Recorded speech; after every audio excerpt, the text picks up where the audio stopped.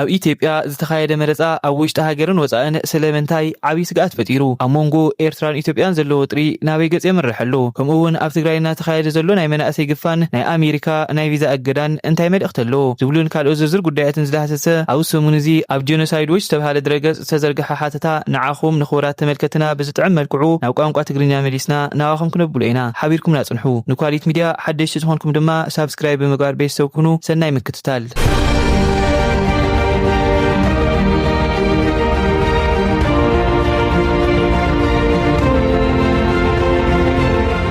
ሰላም በመግባባት ላይ የተመሰረተ ጽኑ አንድነታችን ነው። ሰላም መተማመናችን ነው። ሰላም በሁላችንም ፈቃድ ዛሬም የቀጠለ የአብሮነት ጉዟችን ነው። ቀዳማይ ሚኒስትር አብይ አህመድ ኣብ 2010 ዓመተ ምህረት ናብ ስልጣን ክመጽእ ከሎ ብዙሓት አብይ ናይ ሰላምን ለውጥን መራሒ ክኾኑ ዝብል ዓብይ ተስፋ ነይርዎም ድሕሪ ሓደ ዓመት እውን ምስ ኤርትራ ን20 ዓመታት ዝነበረ ኣይ ሰላም ኣይ ኩናት ሃዋህው ፈቲሑ ሰላም ፈጢሩ ብዝብል ናይ ኖቤል ሽልማት ከም ዝተዓወተ ዝፍለጥ እዩ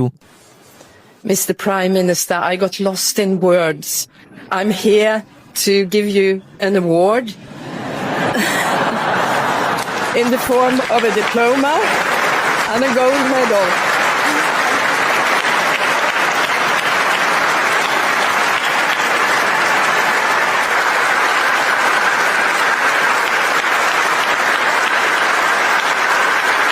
ግን እቲ ናይ ሰላም መድረኽ ብዙሕ ኣይጸንሐን ብፍላይ ንልዕሊ 20 ዓመታት ንኢትዮጵያ ክመርሑ ዝጸንሑ መራሕቲ ህወሓት ዝነበረ ዘይምርዳእ እናገደደ ብምኻዱ እታ ሃገር ኣብ ዝኽፍለ ዘመን እዚ ተራእዩ ዘይፈልጥ ህልቂት ዝወለደ ኩናት ኣተኣናጊዳ ልዕሊ ፍርቂ ሚልዮን ሰባት እውን በቲ ኩናት ከም ዝመቱ ናይ ጄኖሳይድ ዎች ሓተታ ብዝርዝር የረድእ ኣብ ቀረባ ግዜ ኣብ ዝተገበረ መረፃ ብልጽግና ፓርቲ ዝለዓለ ድምፂ ረኺቡ ከም ዝተዓወተ ዝገልጽ ሓተታ ጄኖሳይድ ዎች እዚ ዓወት እዚ ንደገፍቲ ብልጽግና ዝሕጎሰ እንትኸውን ኣብ ብዙሓት ዜጋታት ግን ዓብይ ናይ ኩናት ስግኣት ከም ዝፈጠረ ይሕብር በቀዳማይ ሚኒስትር አብይ አህመድ ዝምራሕ ውድብ ብልጽግና ካብ ዝተወዳደረሎም 501 ናይ ፓርላማ ወንበራት እቶም 438 ብምሓዝ ተዓዊቱ እዩ እዚ ማለት ቀዳማይ ሚኒስትር አብይን ውድብ ብልጽግና ንዝቕጽሉ 5 ዓመታት ሃገር ንኽመርሑ ውሳነ ከም ዝረኸቡ ዝገልጽ እቲ ሓተታ ግን እቲ መረፃ ፍትሓውን ኣሳታፋይን ከም ዘይነበረ ይሕብር ነዚ ድማ ዝተፈላለዩ ምኽንያታት ይቕመጥ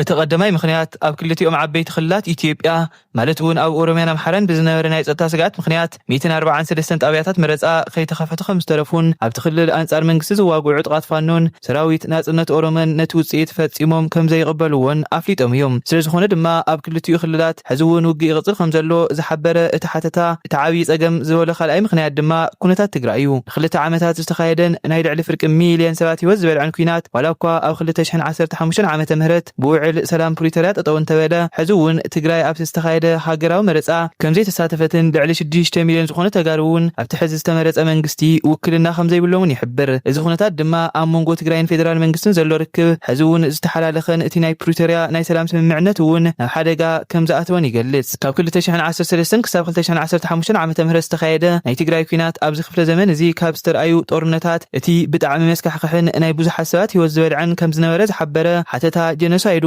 መሰረት ገምጋም መተዓረቕቲ ሕብረት አፍሪካ በቲ ኩናት ምኽንያት ልዕሊ 600,000 ህዝቢ ከም ዝሃለቀ ይሕብር እቲ ኩናት ንትግራይ ናብ ከቢድ ረሃብን ዕንወትን ከም ዝመርሓ ዝገለጸ ጄኖሳይድ ዎች እዚ ኩሉ ሓሊፉ ውዕሊ ሰላም ፕሪቶሪያ ምስ ተፈረመ ህዝቢ እፎይታን ሰላምን ክረክብ ዝብል ዓብይ ተስፋ ከም ዝነበረ እውን ኣዘኻኺሩ ሕዚ ግን እቲ ተስፋ ናብ ስግኣት ከም ዝተቐየረን ክልቲኦም ወገናት ማለት እውን መንግስቲ ኢትዮጵያን ህወሓትን ነቲ ውዕሊ ሰላም ባዕሎም ንባዕሎም ኣፍሪስካይ እናተባሃሉ ይካሰሱ ከም ዘለውን ይገልጽ ናይዚ ዘይምርዳእ ሓደ ዓብይ ምኽንያት ድማ እቲ መረፃ ቅድሚ ምክያዱ ህወሓት በቀዳማይ ሚኒስትር አብይ አህመድ ድጋፍ ዝነበረን ብጀነራል ታደሰ ወረደን ዝምራሕ ናይ ትግራይ ጊዜያዊ ምምሕዳር ብምፍራስ ቅድሚ ኩናት ምጅማር ዝነበረ ናይ ባዕሉ ምምሕዳራዊ መዋቕር ዳግማይ ከም ዝመለሰን ኣፍሊጡ እዩ እዚ ናይ ህወሓት ስጉምቲ ድማ ንመንግስቲ ፌደራል ከም ዘቆጥዕን ግን እዋን መረፃ ስለ ዝነበረ ነቲ ጉዳይ ፌደራል መንግስቲ ብስቕታ ከም ዝሓለፎን ዝፍለጥ እዩ ኣብ ትግራይ ዘሎ ወታደራዊ ምልመላ እውን ካልእ ዓብይ መዘራረቢ ጉዳይ ከም ዝኾነ ዝሕብር ሓተታ ጄኖሳይድ ዎች ኣብ ትግራይ ዝንቀሳቐሱ ከም ሳልሳይ ወያነ ዝበሉ ተቃወምቲ ውድባት መናእሰያት ብግዴታ ይግፈፉ ከም ዘለዎ ይገልጹ ነቲ ሓተታ ርእይቶም ካብ ዝሃባ ኣካላት ሓደ